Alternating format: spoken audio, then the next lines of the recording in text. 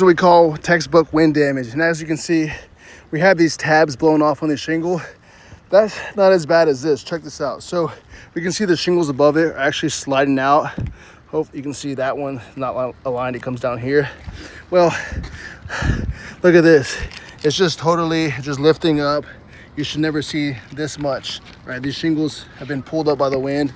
It should be nice and stuck down like over here, right? So once we start seeing this, we know that we definitely got to get this tarped up because water can get in behind this with a good wind-driven rain.